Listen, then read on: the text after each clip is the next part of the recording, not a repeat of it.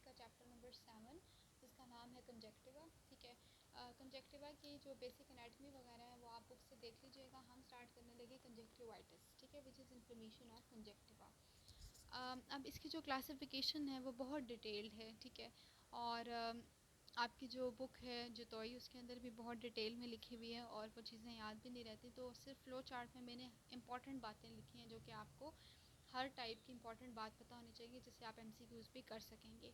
अच्छा, जो कंजक्टिवाइटिस है उसके कॉज की बेसिस पे सबसे पहले क्लासिफाई करते हैं, तो उसमें आपके पास दो कॉजेज़ हैं, एक इन्फेक्टिव है और एक नॉन इन्फेक्टिव है। ठीक है, जो इन्फेक्टिव वाली टाइप है उसको फर्दर क्लासिफाई करते हैं बैक्टीरियल में, वायरल में और क्लेमाइडियल में। ठीक है, फिर बैक्टीरियल पे आ जाते हैं, तो जो बैक्टीरियल कैटेगरी है वो आपके पास उसमें आ जाते हैं म्यूकोप्यूरिलेंट, प्यूरिलेंट एंड मेम्ब्रेनस। ठीक है, मतलब कैसा डिस्चार्ज होगा कंजक्टिवा से उसकी बेसिस पे हमने बैक्टीरियल को फर्दर 3 में डिवाइड कर दिया। या तो म्यूकोप्यूरिलेंट हो सकता है, यानी जो डिस्चार्ज हो रहा है उसमें म्यूकस भी है और पस भी है, या तो प्यूरिलेंट हो सकता है यानी सिर्फ पस वाला डिस्चार्ज है, या फिर मेम्ब्रेनस हो सकता है। ठीक है, अच्छा, म्यूकोप्यूरिलेंट जो है उसकी ये बात याद रखनी है आपने कि स्टाफ ऑरियस और स्ट्रेप्टोकोकस और हीमोफाइलस इन्फ्लुएंजा, ये 3 पैथोजेंस आपके म्यूकोप्यूरिलेंट डिस्चार्ज करवाते हैं। इसमें होता क्या है, इसकी जो ख़ास बात है जिससे आप इसको डिफ्रेंशिएट करेंगे बाकियों से, वो ये है कि आईलिड्स आर ग्लूड, कि आपकी जो दोनों आईलिड्स हैं, अपर और लोअर आईलिड, आपस में चिपक जाती हैं। ठीक है, इतना ज़्यादा डिस्चार्ज होता है कि दोनों को चिपका देता है आपस में। और कंजक्टिवा को अगर आप देखना चाहें तो उसका हाइपरीमिया यानी वेसल्स की वहाँ पे इतनी डायलेशन हो जाती है कि सारी कंजक्टिवा आपको पिंक पिंक नज़र आती है, तो इस सिचुएशन को पिंक आई कहते हैं। ठीक है, तो म्यूकोप्यूरिलेंट में आपने दो बातें याद रखनी है, एक तो आईलिड्स की ग्लोइंग हो जाती है, वो इकट्ठे चिपक जाती हैं और आपकी पिंक आई हो जाती है। ठीक है, आगे आ जाते हैं प्यूरिलेंट डिस्चार्ज पे। तो प्यूरिलेंट डिस्चार्ज होता है नज़ीरिया गोनोरा के केस में। ठीक है, अगर माइक्रो भी आपने पढ़ी तो आपको याद होगा कि नज़ीरिया करवाता ही प्यूरिलेंट डिस्चार्ज है। इसमें आ जाते हैं एडीमा। क्या क्या सिम्टम्स होंगे, एडिमा, थोड़ी सी स्वेलिंग भी हुई होगी आँख की। ठीक है, टेंडरनेस बिल्कुल सख्त हो जाएगी, प्री ऑरिकुलर लिम्फेडिनोपैथी। ठीक है, लिम्फेडिनोपैथी भी इसके साथ एसोसिएटेड है। आगे आ जाती है कि इसकी जो टाइप्स हैं प्यूरुलेंट की, वो नियोनेटल भी हो सकती है, अडल्ट वाली भी हो सकती है। ठीक है, अच्छा, अडल्ट वाली जो है वो सेक्सुअल कांटेक्ट के थ्रू ट्रांसफ़र होती है। फिर आ जाते हैं मेम्ब्रेनस। तो मेम्ब्रेनस जो कैटेगरी है वो कॉर्नियोबैक्टीरियम डिप्थेरिया की वजह से होती है। ठीक है, और इसमें क्या होता है कि जो एग्जीडेट यानी जो डिस्चार्ज होता है वो फाइब्रिनस होता है। ठीक है, और वो डिस्चार्ज आपका जाके वाइट मेम्ब्रेन्स बना देता है, और वो वाइट मेम्ब्रेन्स को अगर आप स्क्रैच करेंगे तो वो रप्चर हो जाएंगी और वो फिर ब्लीड करेंगी। ठीक है, मेम्ब्रेनस की ये खास बात है, जिस तरह आप डिप्थेरिया से याद रखें, डिप्थेरिया में भी ये होता था ग्रेइश मेम्ब्रेन्स बनती हैं, तो आप कुछ वहाँ से याद रखें कि वाइट मेम्ब्रेन, यहाँ पे भी ग्रेइश वाइट मेम्ब्रेन्स बनती हैं और वो फिर रप्चर ऑन ब्लीड। ठीक है, फिर आ जाते हैं वायरल वाली कैटेगरी। वायरल वाली कैटेगरी में उसको 4 में हमने डिवाइड कर लिया, adeno virus, picorna virus, herpes virus and molluscum contagiosum. ठीक है, एडिनो वाला सबसे कॉमन है। और फिर आ जाते हैं पिकोना पे। तो पिकोना में क्या होता है कि आपकी जो दोनों आइज़ हैं वो रेड हो जाती हैं बिल्कुल। ठीक है, और कंजक्टिवाइटिस के साथ साथ कॉर्निया की भी इन्फ्लेमेशन शुरू हो जाती है जिसे कैरेटाइटिस कहते हैं। और इसको ट्रीट करने के लिए आप क्या करते हैं कि कोल्ड वाटर एप्लीकेशन, ठीक है, आपने आइसिंग करनी है और कोल्ड पैक वगैरह लगाना है, इससे इन्फ्लेमेशन कम हो जाती है। ठीक है, अच्छा, उसके बाद क्या है कि आपकी जो एडिनो वाली कैटेगरी है उसको हमने आगे डिवाइड किया है। सॉरी, एडिनो मैंने उस वक्त नहीं बताया, एडिनो मैंने बस ये बताया था कि मोस्ट कॉमन कैटेगरी है वायरल में। अच्छा, एडिनो को दो में हम डिवाइड कर देते हैं, एपिडेमिक केराटोकंजक्टिवाइटिस एंड फेरेंजियो कंजक्टिवल फीवर। ठीक है, दो कैटेगरीज हैं। अब जो एपिडेमिक केराटोकंजक्टिवाइटिस है इसमें क्या होता है कि आँख से डिफरेंट सिक्रीशंस निकलती हैं, आपकी जो कॉर्निया है उसमें भी इन्फ्लेमेशन हो जाती है, और कॉर्नियल इन्फिल्ट्रेट्स यानी कॉर्निया में पैची इन्फिल्ट्रेट्स बनना शुरू हो जाते हैं। फिर फेरेंजियो कंजक्टिवल फीवर वाली जो कैटेगरी है इसमें क्या होता है कि कंजक्टिवा के जो साइंस है ना, कंजक्टिवा में इतना मसला नहीं होगा। ठीक है, कंजक्टिवा के साइंस कम सवेयर होते हैं, कॉर्निया भी कम इन्वॉल्व होती है, इसमें रिस्पायरेटरी सिक्रीशंस बेसिकली ज़्यादा होती हैं, तो ये ज़्यादा आपके रिस्पायरेटरी ट्रैक को अफेक्ट करती है, आइज़ को उतना नहीं करती। अच्छा जी, पिकोना मैंने ऑलरेडी बता दिया कि आंखें लाल हो जाएंगी, आपकी कॉर्निया की भी इन्फ्लेमेशन हो जाएगी, और कोल्ड वाटर थेरेपी करते हैं इसके लिए। आगे आ जाते हैं हर्पिस सिम्प्लेक्स। ठीक है, हर्पिस सिम्प्लेक्स के लिए भी कोल्ड वाटर एप्लीकेशन की जाती है। ये चीज़ें अगर आप अलग से लिख लेंगे तो बड़ी अच्छी बात है कि आप स्पेशली एप्लीकेशन का याद रखना है कि किन किन डिजीज़ में, आइज़ की डिजीज़ में आप कोल्ड वाटर थेरेपी देते हैं और कुछ में हम जो है वो वार्म कंप्रेशन करते हैं, तो ये डिजीज़ का आपको लाजमी पता होना चाहिए। अच्छा, हर्पीस वाली टाइप में क्या होता है कि आपके जो आईलिड्स हैं और जो फेस हैं, आपको वैसे भी हर्पीस का पता है कि उसमें वेसिकल्स बनते हैं, तो फेस के साथ साथ आपके आईलिड्स के ऊपर भी छोटे छोटे वेसिकल्स बनते हैं और पानी आता है आँखों से, ठीक है, वाटर डिस्चार्ज होता है।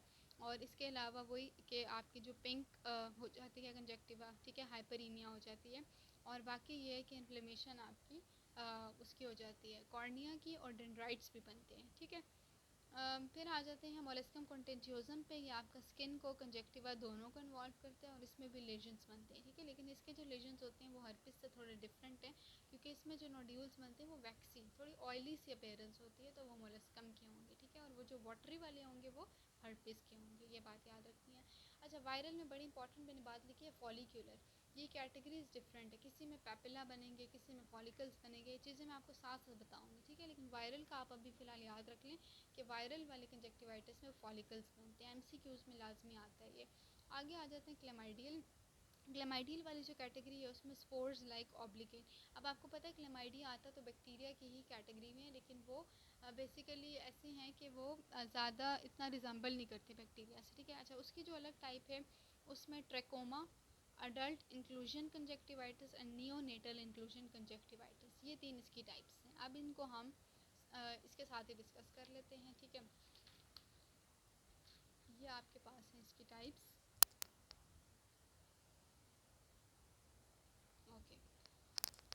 अच्छा जी, क्लेमाइडियल कंजक्टिवाइटिस। क्लेमाइडियल कंजक्टिवाइटिस को अब मज़ीद डिटेल में डिस्कस करना है। इसमें ट्रैकोमा है, अडल्ट इंक्लूजन कंजक्टिवाइटिस है और नियोनेटल इंक्लूजन कंजक्टिवाइटिस, ठीक है। ट्रैकोमा जो डिजीज़ होती है लो सोशियो इकोनॉमिक स्टेटस के लोगों में होती है, ठीक है, जो गरीब होते हैं। कॉन्टेजियस यानी कि ये ट्रांसफ़र होती है कॉन्टैक्ट से। कॉजेज़ इरिवर्सिबल ब्लाइंडनेस, ये बड़ी इंपॉर्टेंट बात है, ठीक है, ब्लाइंडनेस कॉज कर देता है। इन्वॉल्वमेंट कैसे होती है? सबसे पहले ये एपिथीलियम को इन्वॉल्व करता है, आपकी जो कॉर्निया है और कंजक्टिवा है उसकी एपिथीलियम को इन्वॉल्व करेगा। अच्छा, लेट मी जस्ट जूम ताकि आपको थोड़ी चीज़ें तो दिखें, क्योंकि बहुत छोटा छोटा मैंने लिखा हुआ है चीज़ों को, ठीक है। अच्छा, इस क्या होता है कि सबसे पहले ये कॉर्निया और कंजक्टिवा की जो एपिथीलियम है ना, ठीक है, उसको इन्वॉल्व करता है और वहाँ पे कुछ बॉडीज़ बना देता है जिन्हें कहते हैं इंक्लूजन बॉडीज़, ठीक है। उसके बाद क्या होता है कि वो आपके लिम्फोसाइट्स को इन्वॉल्व करता है और वहाँ पे फॉलिकल्स वाली स्टेज आ जाती है इसकी।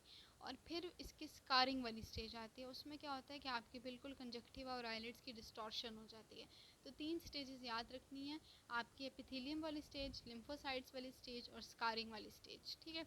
अच्छा, अब इसके जो स्टेजेस हैं उसको एक और भी क्लासीफाई उन्होंने बुक में किया हुआ है, और वो कैसे क्लासीफाई किया हुआ है? सब clinical stage, typical trachomatous stage, stage of scarring, stage of sequel and complication, ठीक है, ये भी हम कर लेते हैं। अच्छा, अब जो सब क्लिनिकल स्टेज है उसमें क्या होता है कि सब क्लिनिकल है ना, ठीक है, इतना क्लिनिकल मैनिफेस्टेशन इसकी नहीं है, तो इसमें आई एम सो सॉरी। अच्छा, इसमें क्या होता है कि डिस्चार्ज भी आपके पास कम होता है, I hope it's visible, yes. अच्छा, इसमें क्या होता है, जो सब क्लिनिकल स्टेज है इसमें डिस्चार्ज भी कम होता है, ठीक है, फॉलिकल्स इमेच्योर होते हैं और आपके जो कॉर्निया का सिर्फ ऊपर वाला पार्ट है ना वो इन्वॉल्व होता है, उसमें इन्फ्लेमेशन हो जाती है।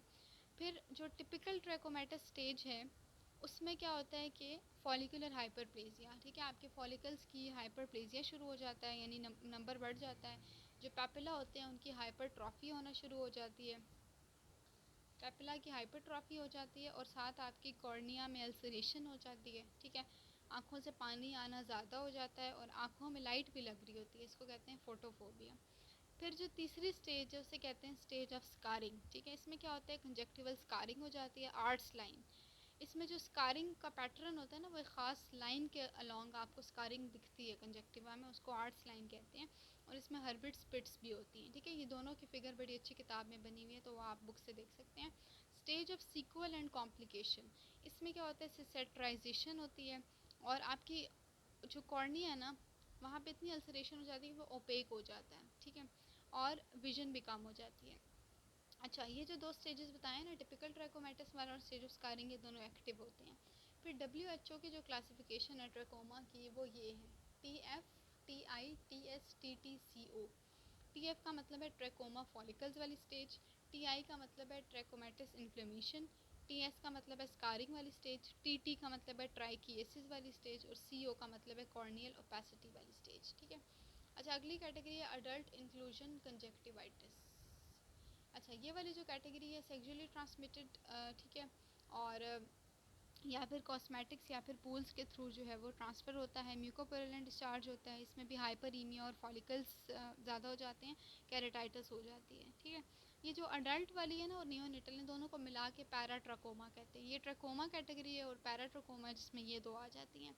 अच्छा, नियोनेटल इंक्लूजन कंजक्टिवाइटिस, ठीक है, इसमें क्या होता है, पैपिला बनते हैं, ठीक है।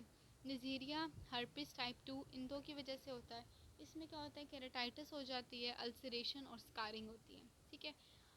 बाकी क्या है, इसमें कैटेगरी आती है क्लमाइडियल, बैक्टीरियल, वायरल और केमिकल वाली टाइप।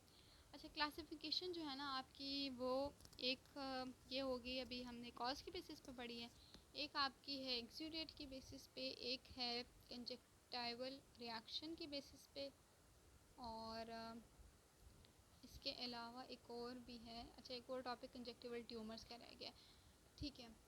अच्छा, क्लासिफिकेशन इधर ही कर लेते हैं। क्लासिफिकेशन एक्सीडेट की बेसिस पे, अभी तक हमने कॉज की बेसिस पे पढ़ी थी, तो वो बैक्टीरियल थी, वायरल थी और क्लेमाइडियल थी, और क्लेमाइडियल की भी 3 टाइप्स को डिस्कस कर लिया।